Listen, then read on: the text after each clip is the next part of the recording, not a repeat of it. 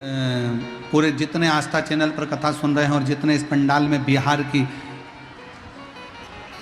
इस पवित्र धरा से जो सिंहेश्वर बाबा की भूमि से कथा सुन रहे हैं, उनसे कहेंगे, मेरी माताओं से निवेदन है, जिस दिन मेरी जीजियों, मेरी बेटियों, मेरी माताओं, जिस दिन आपका मन बड़ा व्यथित हो जाए, बहुत दुखी हो, बहुत दुखी, उस दिन शंकर भगवान के शिवलिंग के पास जाओ और जो जलाधारी होती है नीचे जिस पे शिवलिंग रखा होता है, पार्वती जी का हस्तकमल, वहाँ अपने दोनों हाथ लगाकर और जहाँ से पानी बहता है वहाँ अपनी हथेली लगाकर बाबा को अपने दिल की बात कहकर, दिल से हाथ को हृदय से लगाकर बाबा से अपने मन की बात कहकर आओ। 2-3 दिन में बाबा आपकी उस उलझन को धीरे धीरे समाप्त कर ही दे। 2 बार मेरे देवादित्य महादेव ने नेत्र बंद करे, एक बार नेत्र बंद करा तो रुद्राक्ष प्रकट। 1 मुखी से लेकर 14 मुखी तक रुद्राक्ष का वर्णन शिव महापुराण में है। 1 मुखी से लेकर 21 मुखी तक रुद्राक्ष का वर्णन स्कंद पुराण में।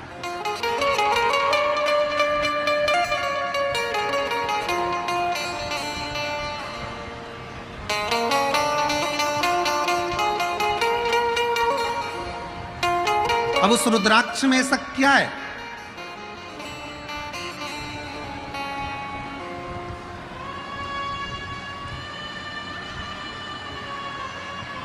केवल जिस रुद्राक्ष को हम सीहोर से लेकर आते हैं, कुबरेश्वर बाबा के धाम से लेकर आते हैं, तांबे के कलश में उसको गलाते हैं और पानी को शंकर जी पे चढ़ाकर उसका आचमन करते हैं। जिसके शरीर पर रोग होता है, तकलीफ होती है, कमर में, घुटने में या शरीर में कहीं ना कहीं दर्द होता है, तो वो गले में धारण करते हैं। स्त्री हो, पुरुष हो, बेटी हो, बेटा हो, सब रुद्राक्ष को धारण कर सकते हैं। सब। एक तुलसी और एक रुद्राक्ष कभी अपवित्र नहीं होते, कभी अपवित्र नहीं होते। कई लोग कह देते हैं रुद्राक्ष को शमशान में चले गया, अपवित्र हो गया।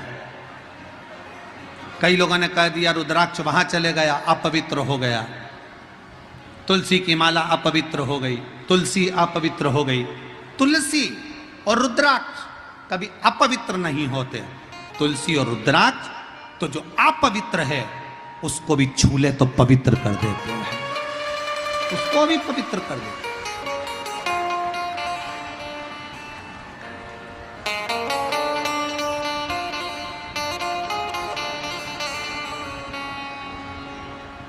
सीहोर में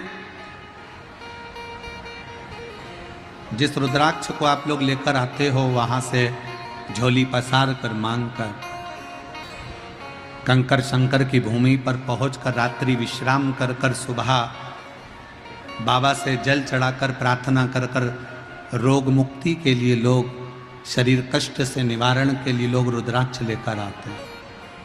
रुद्राक्ष, कई लोग कहते हैं गुरुजी रुद्राक्ष तो नेपाल में भी बहुत है, काशी में भी बहुत है, सारी दुनिया में रुद्राक्ष है, पर सीहोर का रुद्राक्ष ही इतना बल क्यों रखता है, इतना प्रबल क्यों होता है? हम कहेंगे सीहोर का रुद्राक्ष आपको जो दिया जाता है उसको गंडकी रुद्राक्ष कहते हैं।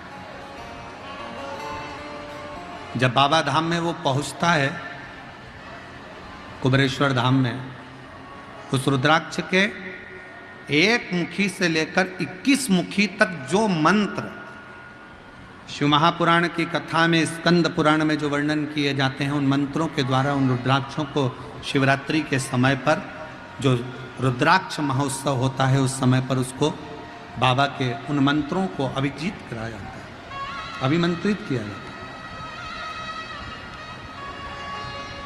और फिर उन रुद्राक्ष को कहीं अभिमंत्रित करने की जरूरत नहीं पड़ती, सीधे आपने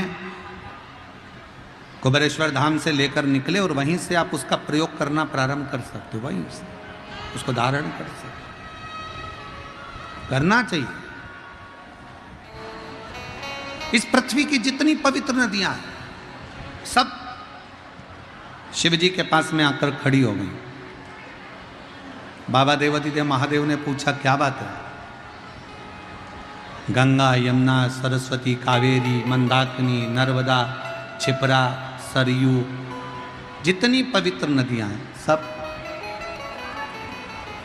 क्या बात है? शंकर भगवान ने क्या चाहते हो? विदा कर दिया, तिलक कर दिया, विदाई लेकर जाओ तुम अपने अपने गांव। सारी नदियां हाथ जोड़कर खड़ी हो गई शंकर जी के सामने, हम नहीं जाए। मेरे भोले बाबा,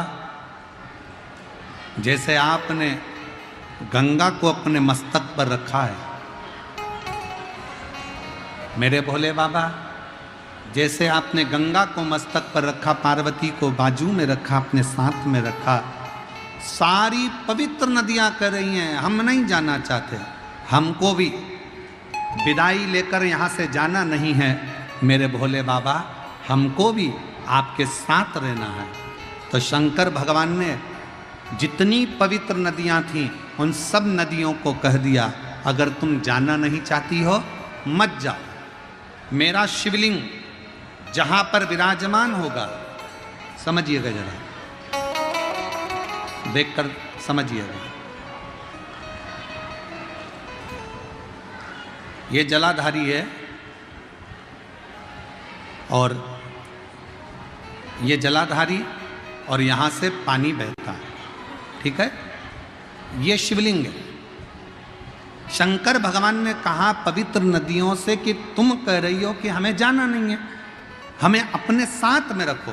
तो शंकर भगवान ने उनको वर दे दिया, मेरे शिवलिंग के ऊपर भाग से लेकर नीचे के भाग तक जो स्थान है, उस स्थान पर सभी पृथ्वी की जितनी नदियां हैं उन सब का स्थान मेरे उस शिवलिंग के भाग पर विराजमान रहे, पवित्र नदियां।